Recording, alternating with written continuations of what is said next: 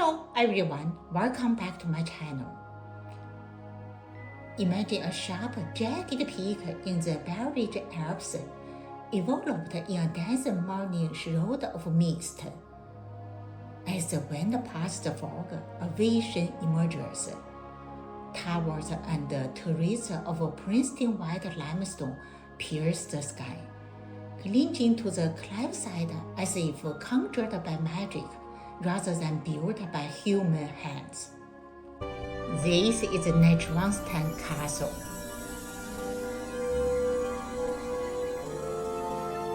To the modern world, it is the ultimate fairy tale icon, the inspiration for Disney, a symbol of pure, unadulterated romance.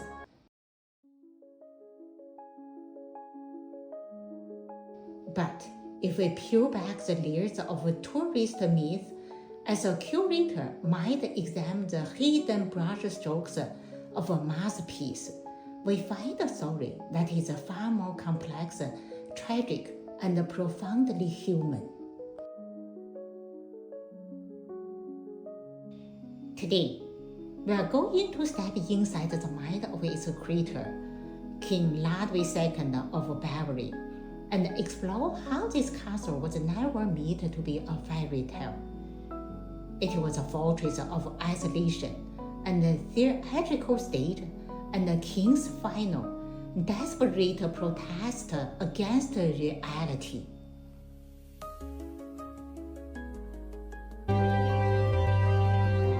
To understand the architecture of Neuschwanstein, we must first understand the psychological landscape of Ludwig II. He ascended the throne in 1864 at the tender age of 18. He was tall, strikingly handsome, and deeply artistic. But history was not kind to his temperament. Within 2 years of his coronation, Bavaria was defeated in a brutal war by Prussia. Ludwig lost his true sovereignty, stripped of his military power, effectively becoming a vassal to his uncle, King Wilhelm I.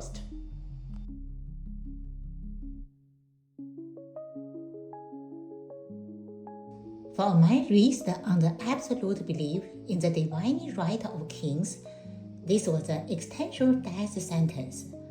How does a king copy when he is no longer allowed to rule? Ludwig's answer was brilliant, expansive, and deeply eccentric. If he could not be a sovereign in the real world, he would build a kingdom of his own where his power was absolute.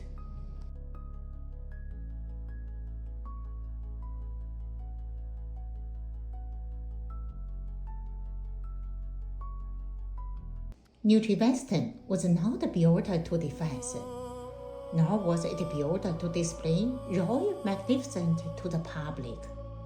In fact, Ludwig explicitly stated that he wanted the castle to remain a private sanctuary, never to be defiled by the fate of strangers. It was an architectural manifestation of a king retreating into his own mind.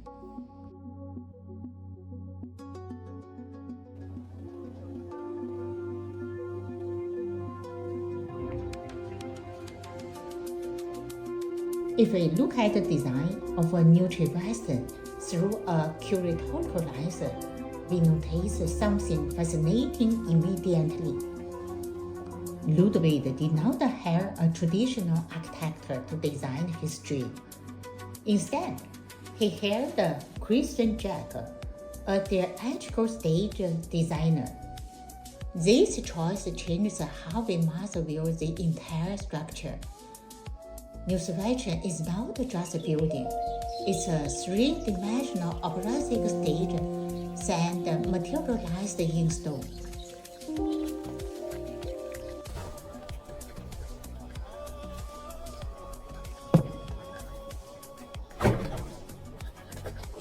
Let us climb those slopes in our minds and enter through the gates. To construction on what was first called Neuschwanstein began in 1869. The foundation stone was laid on 5th September. Neuschwanstein is built in a new Romanesque style, with Gothic and Byzantine flourishes. A deliberate historicist blend that evokes the Middle Ages while embracing 19th century innovation. From the outside, its silhouette is a pure fantasy. Multiple towers, steep gables, and battlements that seem to float above the polished gorge.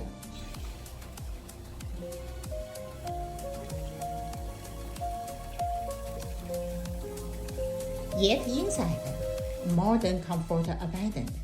Running water, flashing toilets, central heating, an elevator for the kitchen, and even telephone lines. It was a middle dream wrapped in cutting-edge technology.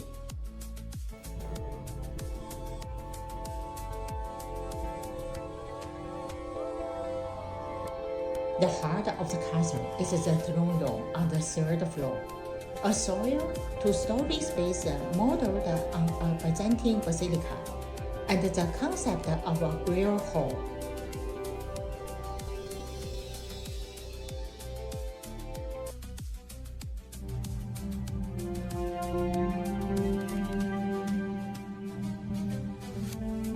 Imagine stepping into it. Red porphyry columns rise to a starry blue vaulted ceiling. Gold mosaics shimmer. On the apse wall, a crescent king presents over saints and kings, symbolizing Ludwig's belief in divine right monarchy.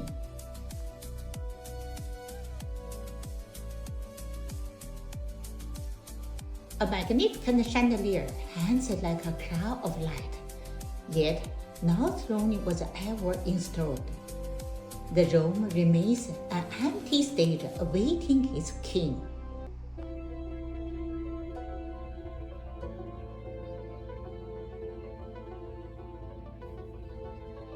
Nearby, the Singers' Hall celebrates the minor singers of medieval legend and Wagner's operas. Frescoes depict scenes from Tannhäuser and Lohengrin. The King's Bedroom is a Gothic masterpiece, its canopy bed covered with swans and lice, walls alive with the tragic romance of Tristan and Isolde. A silver swan fountain graces the watershed. Every service tells the story of love, guilty, redemption, and heroic destiny.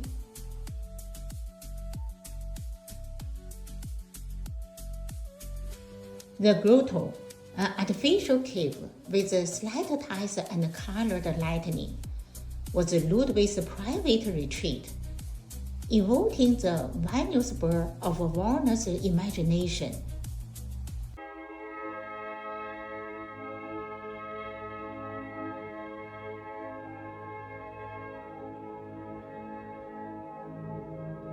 These rooms are not a mere decoration.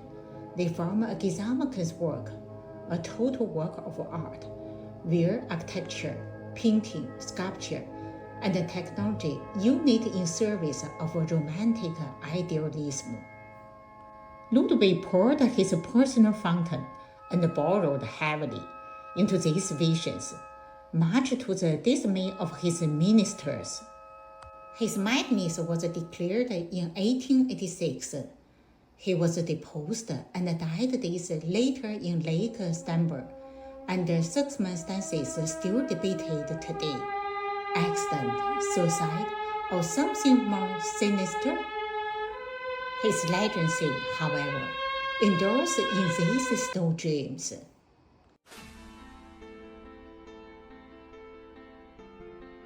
Today, Neuschwanstein welcomes over 1.3 million visitors annually. It stands as a UNESCO recognized symbol of Bavaria's royal heritage, part of a serial property including Lindenhofer and Harry Chimson.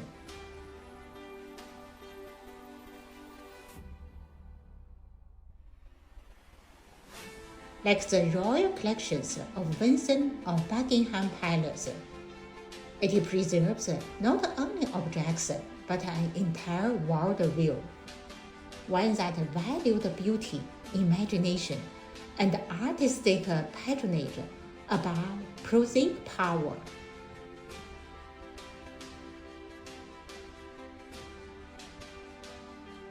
In an age of rapid change and digital distraction, Neuschwanstein reminds us of the power of dreams. It tells us that even when the world feels too real, too harsh, we can still build sanctuaries for the spirit. Whether you visit in person, walking the steep paths as the morning mist rises, or simply close your eyes and picture its towers against the alpine sky, let it inspire you. Thank you for watching. If you like, please share and subscribe. See you next episode.